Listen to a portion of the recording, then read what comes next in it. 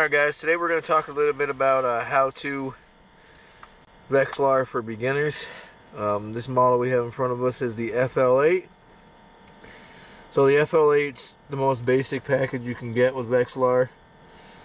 But honestly, it's all you really need. The FL8 is going to come with the same stuff that an FL12 or an FL18 has, minus the auto zoom on the bottom and the bottom lock. So pretty much the way these work, these come with a transducer just like they would any other fish finder through the ice or on a boat. So these transducers operate on a cone angle, all the way from 8, I believe, up to like a 22 or a 23. As you can see, my buddy's dropping his jig right here on the screen. Is coming down.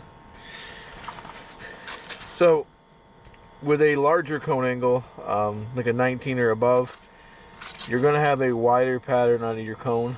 So those are better for shallow water operations, 6-10 feet of water. You're going to cover more of the water column on the side.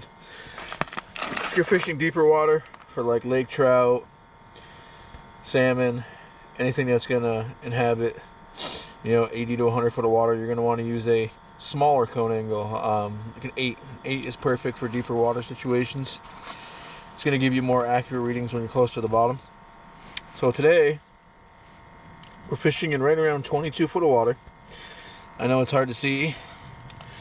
We're fishing in 22 foot of water for crappie. If you watch here, you'll see my jig lifting up.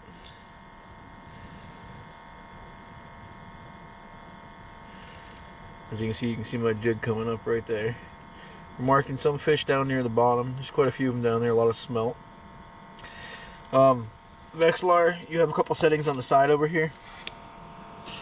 So you have D1, D2, D4. Then on the opposite, you have the shallow water settings that correspond as well. Up top, you have your gain, which is pretty much your sensitivity.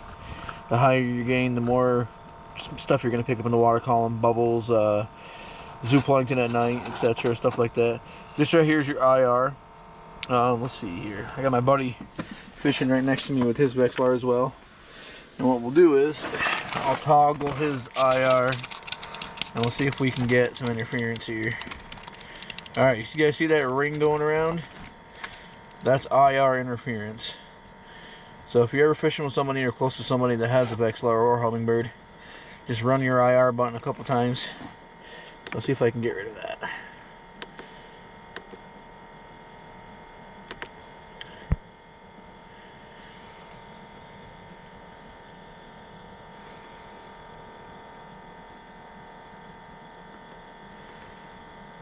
Alright, yeah, so you see you got rid of the interference on the screen.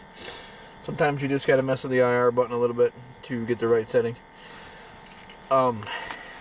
Honestly, once you fish with a Vexilar or any kind of sonar, you're not going to want to leave home with that one. Total game changer when you're on the ice if you've never used one. Up on top here, this is going to be the top of your water column. When you get down in here where it starts getting solid red, that's going to be the bottom of your water column. Those numbers on the inside of the circle correspond to which setting you have it over here. So if you have it on like we do, we're on D1. And if you look, it shows us right around 20 feet. Hard to see, I know. We're around 20 feet on D1. So if I were to crank this over to D2, it's going to change the water bottom. Still shows you your inside mark at 20 or at 10, multiplied by the D2, 20 feet. Now if I go to the other side and go to S1, you can't really see it. S2 is going to bring you all the way down here, and S4 is going to bring you all the way over there.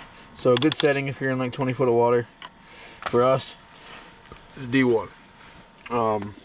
Yeah, that's pretty much the basics of everything. You have a 3-color system with your Vexilar. Your green is going to be the farthest out from the cone. Your yellows are going to be closer to the middle of your cone, and your reds are going to be directly below your cone. So if you can tell, there's a couple green marks on there, which would be on the outside of the cone. And there's a couple reds which are directly below my transducer. So if you change the gain too, if you crank the gain up really high, you'll start picking up all sorts of interference. Try to keep it down as far as you can to where you can still read your jig and mark fish. Usually you won't have an issue marking fish. But yeah, that's pretty much the basics of a Vexilar. When you start going up with like the FL12, the FL18, you start getting into like the auto zoom and the bottom lock.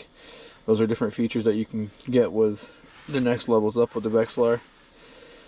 Auto zoom and bottom lock are great when you're fishing lake trout that are near the bottom in deep water. It kind of magnifies the screen a little bit on the left hand side to show you the bottom part of your water column. You cannot do that with the FL8. But for us, for what we do, it's perfect.